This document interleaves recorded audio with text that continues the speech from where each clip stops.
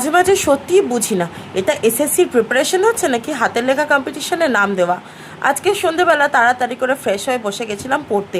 হ্যাঁ, বেশ অনেক দিন পরেই তোমাদের সঙ্গে স্টাডি ব্লগ শেয়ার করছি, তো ব্লগটা পুরোটা দেখো। আজকে পড়তে বসে প্রথম কাজই ছিল আমার টু ডু লিস্ট তৈরি করা। তারপরেই বসে গেছিলাম আজকের হিস্ট্রির একটা চ্যাপ্টার কমপ্লিট করতে। অঙ্ক, জিআই এগুলো যতটা না আমি লিখে প্র্যাকটিস করি, তার থেকেও বেশি আমি এই জিএস পেপারগুলো পড়তে বেশি ভালোবাসি। আর এই যে এত সুন্দর করে আমি নোট বানাই, বিশ্বাস করো নোটগুলোকে যে পরে খুলে পড়তেও হয় এটা আমাকে কে বোঝাবে।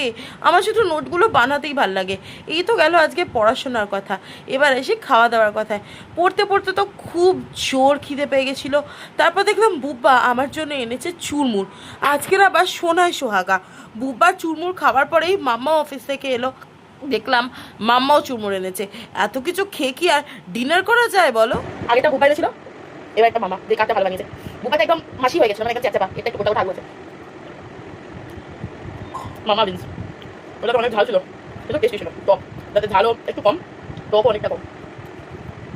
হুম, আর বুঝতে পারছো চুরমুর বানানোর সময় সবাই তো নুন কেন দেয়?